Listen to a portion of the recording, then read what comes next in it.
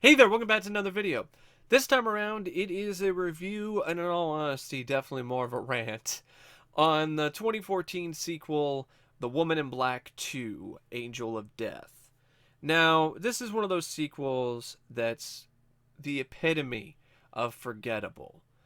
You watch this sequel, and you forget about it the moment that the end credits roll. It's one of those particular sequels. It's utterly pointless. It doesn't add anything new to the mythos. It's, in all honesty, it doesn't even really feel like that much of a Woman in Black film. It plays out like a screenplay and a story that was written beforehand, and the screenwriter was having a hard time getting it sold. So then he just had it retooled into a Woman in Black sequel, and then it got greenlit because the Woman in Black in this sequel is a complete afterthought. She doesn't show up until like what 40 minutes into the movie, and at this point in time, this film is like an hour and 30 something minutes, so already half the movie's gone by, and then finally the Woman in Black decides to show up. And even when she is there, the way that things are handled, the way that the sequences are shot, it's almost as if she really easily could have not have been there in the first place. So it's just one of those. It's one of those sequels that is just absolutely baffling as to why it exists, let alone why this is the particular approach that they went with. Now, it's directed by Tom Harper, and before this, he did a lot of TV work. I wouldn't say this is a terrible directing job, because I don't know if I can really blame him for this film's problems, but at the same time, he could have stood up some more. He could have spoke out. He could have been what he could have told his cinematographer to turn on the goddamn lights. He could have done that, but no. He still went along with it. So in some ways, he is responsible for the way that the film looks. And speaking of the way the film looks, what the hell was the cinematographer or the director of photography thinking when they decided to shoot the film like there was only one match available? Because this film is so fucking dark that you can't see shit for more than half the film's running time. I mean, I had to turn on a light in the middle of the fucking day in order to see some things, but even that wasn't enough. I didn't have a spotlight handy so I could actually see what was going on the screen. That's a serious fucking problem. And I get it, you're trying to have a certain dark mood or atmosphere, but you know, dark mood and atmosphere doesn't necessarily equate to you turning down the lights and lighting every scene with one match, because that's really what it's really what it looks like. It looks like they lit the scenes with a single fucking match. It's so fucking dark, folks. It's absolutely ridiculous how dark this film is in terms of its cinematography and its lighting. It doesn't add anything to these scenes. It hurts them because you can't see anything. Tom Harper, I mean, none of the horror scenes, none of the moments in the movie that are supposed to have a semblance of suspense or any intrigue or thrills or chills, he doesn't really inject any life into them. So he sets up his shots fairly well enough, and part of me, I don't know if it's, like I said, I don't know if it's really technically his fault at the end of the day why these sequences are so lifeless, because the script sucks so much. But at the same time, he doesn't do anything to elevate it. So it's just one of those directing efforts where you're just like, he directed, he stood behind the camera, and that's really about it. um, in terms of the screenplay, I mean, by John Croker, what a crock of shit this script is. Now, before I get into the absolute bullshit that this script is full of, I want to give it a little bit of some praise. There's some interesting concepts here. For one, I like the idea of there being a person who is an adult who had their friends when they were kids killed by the woman in black, or the woman in black made them kill themselves, but he's alive because he can't see her. I like that idea. The problem is, this film does nothing with it, and it's an absolute afterthought, like the majority of things in this screenplay. And it's also handled poorly. So you have this interesting concept, but then you completely ruin it by dumb shit. Like I guess he's living in the Marsh house and he's locked up like an animal in a cage. I guess. And then that's not really addressed why, or and if it was, I flew over my head because I was so fucking bored that I probably fell asleep and missed it. But still, I mean, what a waste. And then, like I said earlier, this sequel does nothing to expand the mythos of the woman in black. It doesn't add any extra bit of information to her backstory. It doesn't introduce any really new characters that are connected to her in any way. It just takes place in a different time period. In this story, the events take place in World War II, I believe in London, and instead of it being a case of a solicitor going to this marsh house and experiencing the hauntings and so on and so forth on a one-on-one basis, this is I think it's like an orphanage. So there's a bunch of kids and the school's headmistress. Okay, so it's like a school. So these kids and the headmistress and their teacher, they go to the Marsh House because their school has been bombed by the air raids. So this is a place for them to stay, and of course that leads to some of the kids succumbing to the curse of the woman in black, and so on and so forth. But apparently, one of the original concepts was to have the Marsh House turned into a hospital for military veterans. And that was going to be the main focus of the plot line. Why did they go with that?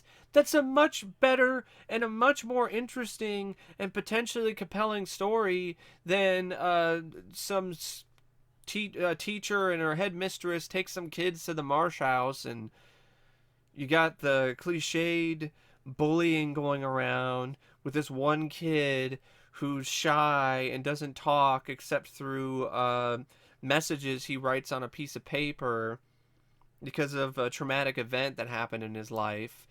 And so he doesn't speak much, so he's bullied.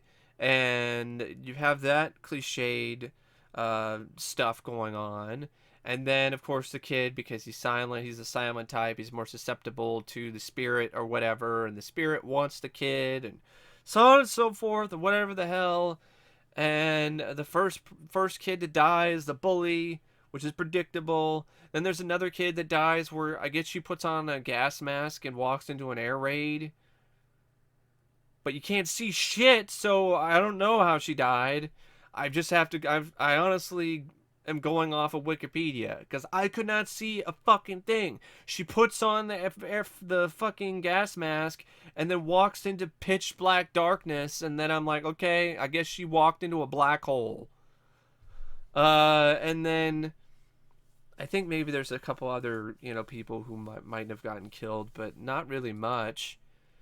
And yeah, instead of having it be a bunch of military vets dealing with the horrors of war and PTSD and the woman in black, no, let's have it be this generic lame bullshit plotline with a boring lead and her predictable backstory about how she had a baby but then she gave it away.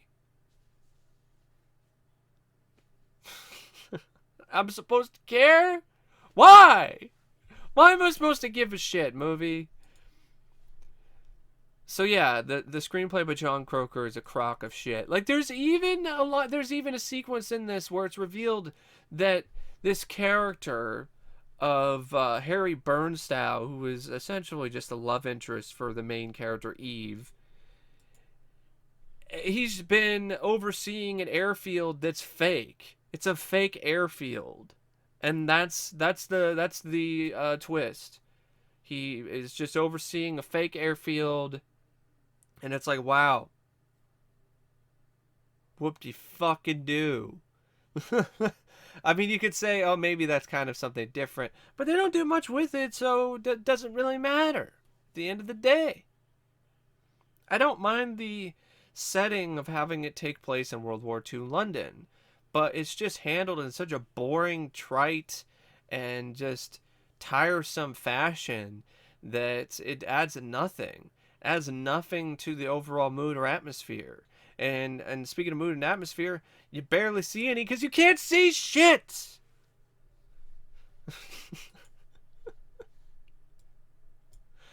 So the film stars Phoebe Fox as Eve.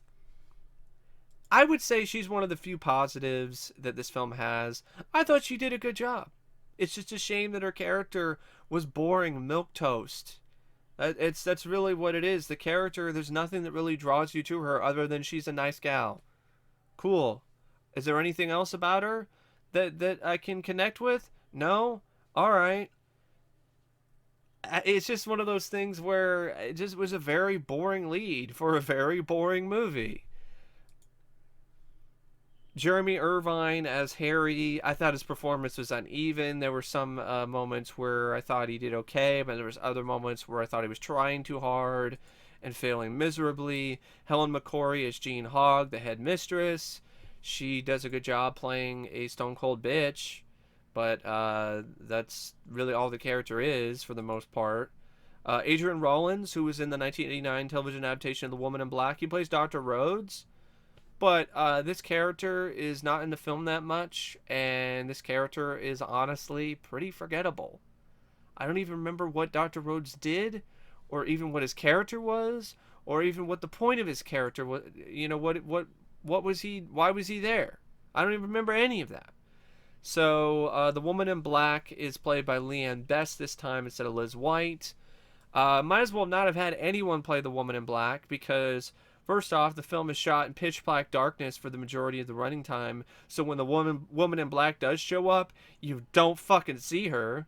Second, I think honestly most of the shots of the Woman in Black are CGI, so why did you even need to have an actress play that role?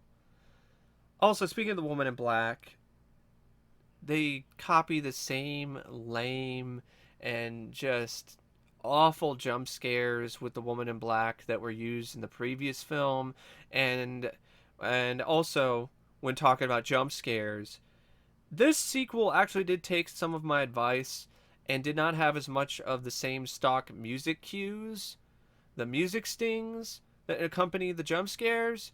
But this sequel also proves that even if you take that stuff away, it doesn't mean that much, because if the jump scares are still following the same beat over and over again, it's not effective.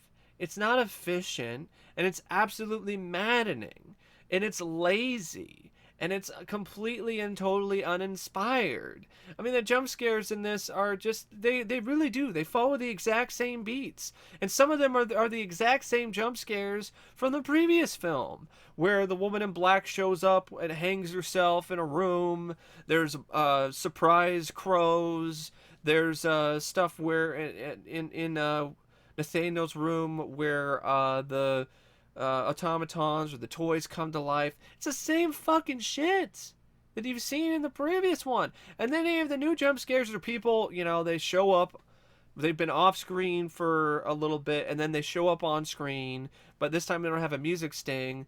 They have the person act frightened, but it doesn't work. You're still not scared, and you're not surprised either, because if you've seen a bunch of horror movies, you've seen all these half-assed, lazy, bullshit attempts at jump scares. You've seen it done before a million times, and you know what's going to happen before it happens, and when it does happen, it just makes you shake your head in disgust. I mean, the jump scares and the approach to them in this movie is the equivalent of somebody banging their head against the wall like 500 times, hoping that they'll finally break through. And and the only thing that happens is they knock themselves out.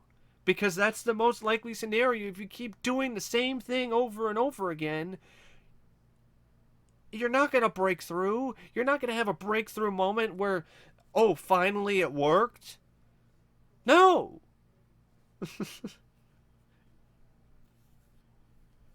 I just don't understand. It's just one of those movies where why? Why is this a thing? Why did somebody waste $15 million on this shit? Why did this make 45 million? Why did anyone pay to see this in the theater? Why did anyone pay to see this on home video? Uh if you're interested in The Woman in Black, there's nothing new here, and there's also nothing that happens. Like in the first 40 something minutes of this movie, folks, there's like two things that happen that are worth mentioning at all in any capacity. But even then, I don't even think they're really worth mentioning that much because they're pretty crap and they're pretty lame, but they're the only things that really happen other than just swaths and more swaths of boring dialogue and character development. This is a prime example of you can have a ton of character development, but it doesn't make for a good and compelling narrative on its own. You need to have a more compelling story as a whole, plus character development. Otherwise, it's just not very compelling. It's completely inconsistent. It's unbalanced. So here, with this, so in the first 40 minutes, there's a scene where a kid gets locked in a room. I think it's Nathaniel's room by himself, and the woman in black shows up. I believe it's that Oaklee Pendergast who plays Edward. And so Edward gets locked in the room because the bully decides to lock him in there. And then, other than that, there's a dream sequence where our main character, Eve, rips a hole through a curtain or something that's in her bedroom, and now she's transported into the past, into this hospital, and there's a Jack-in-the-Box scare that involves an arm coming out of a book and grabbing her in the face. That's really all that's your scary moment. That's your big grand moment. The first 40 minutes of this movie is a Jack-in-the-Box arm to the face. It's just like, ah! And then she wakes up, and you're like, can I just go back to sleep? Can I just sleep instead of watching this? Because watching the inside of my eyelids is a much more productive way to spend my time than watching this shitty sequel. And after that, like, still not a lot happens. The bully dies. He dies off screen. Eve just goes and finds his body on the marsh somewhere. This is a film that I think is PG-13, just like the first movie, but it has none of the edge, none of the grit, none of the balls that the first film had. It's just, this might as well be rated G. Like, fuck it, or at least PG. You could show this shit with only a couple edits on public television. Really, easily. You could easily do that. I mean, even the TV movie by ITV, which was shown on public television, even that had more of an edge than this does. This is just a dull movie in so many different ways when it comes to the edge, of the storyline, when it comes to its effectiveness as a horror film, when it comes to the compelling nature or narrative of the story. It isn't compelling. It isn't consistently engaging in any way whatsoever. Uh, and by the end of the movie, it's a whole bunch of who gives a shit. You're just looking at your watch, you're looking at the ceiling, you're picking at the fucking fuzz out of your belly button because fuck, I'm bored and it's there, and that's more productive. Fuck, picking belly button lint is more productive than watching Woman in Black 2. Um, and it's just one of those films where you're just like, where is this going to lead to? And even if it does lead to somewhere, why should I give a fuck? And never really gives you much of a reason to, so it loses your interest. So the pacing goes by like fucking molasses, and you're just waiting for it to end.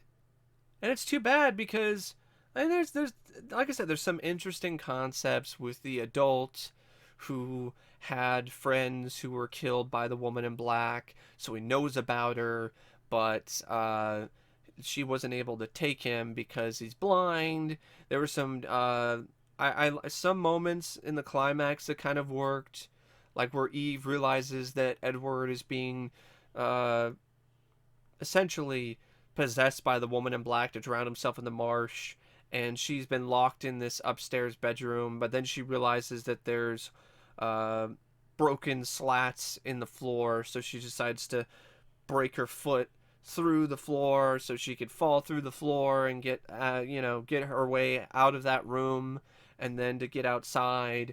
There's a shot in near the end of the movie where there's a bunch of souls that are underwater, and they're grasping and clutching at people and trying to grab Eve and Edward and pull them down. I like that shot, and that's a effectively eerie kind of image. But, and of course the setting of World War II and air raids and stuff, but none of it really gels together to anything satisfying. It's just mush. And it features the same notes from Marco Beltrami's score from the first film, and those are the only parts of this score that are at all memorable in any way. Or the rest of it's just absolutely piss poor. And then the cinematography by George Steele, like, oh my god, man. I don't understand the thought process behind the cinematography with this movie. And I'm this is going to be like the second time that I've ranted about it, but it bears repeating, because if you've seen this film, you know exactly what I'm talking about, because you have so many scenes that are too fucking dark, and it doesn't really help the movie. It hurts the film quite a bit because you can't see what's going on in the film. Dark atmosphere does not mean turning on the fucking dimmer to the lowest possible setting. That's not what dark atmosphere and cinematography means. Like, fucking amateur. The editing by Mark Eckersley, it's not really anything special either. There are some scenes where the editing is a bit too choppy. And there's other bits where you're like, really? So when Eve falls through the floor and she's trying to go after Edward, the editing decides to cut in shots of Edward like almost halfway underwater while she's running towards the door. And then she's getting in the marsh in the next scene or two, and he's still like halfway underwater. I'm like, that's bullshit. He's like, what? He's halfway underwater at that point. It probably took her like 3 to 4 minutes, maybe 5 minutes to get to the marsh. He should have already been underwater at that point. I don't know if that's the screenwriter's fault. I don't know if it's the fault of the editor, or it's both. but I call bullshit on that scene and how it was set up. And and I guess if I liked the movie, I could deal with that kind of thing more, but I didn't. And I didn't find this film entertaining at all. So, yeah, I noticed something like that more than I would have if things, were different. This is just rubbish. Absolute rubbish. Terrible. Trash. Should be thrown in the bin. This is the epitome of a forgettable horror movie that winds up in the Walmart $5 bin, collecting dust for the rest of eternity. I really don't know what else to say about The Woman in Black 2, Angel of Death, except I definitely would not recommend this. Uh, Unless you're a diehard Woman in Black fan, you really like the TV movie and you like the 2012 film, and you know that this is a thing, and you want to complete your viewing of the entire franchise. All right, fine. Or if it sounds somewhat interesting to you, okay. Because at the end of the day, just because I say I don't like something, that doesn't mean that you shouldn't give it a watch if you're curious about it. Because you never know. You might feel a lot differently about it than I do. But, fuck, I mean, I've already forgotten most of this movie. And I saw this like a couple days ago. That says a lot. It really does. And I'm pretty sure most people who have seen this movie have already forgotten the bulk of it. Because it is that worthless and ultimately pointless and bad. It's one of those, you just watch it, all right, that was it, and then you don't want to really think that much about it again, because what's really the point? And it's just a waste. It's a fucking waste. Anyway, thanks for watching my review, my rant on The Woman in Black 2, Angel of Death. And as always, I will see you later. See ya.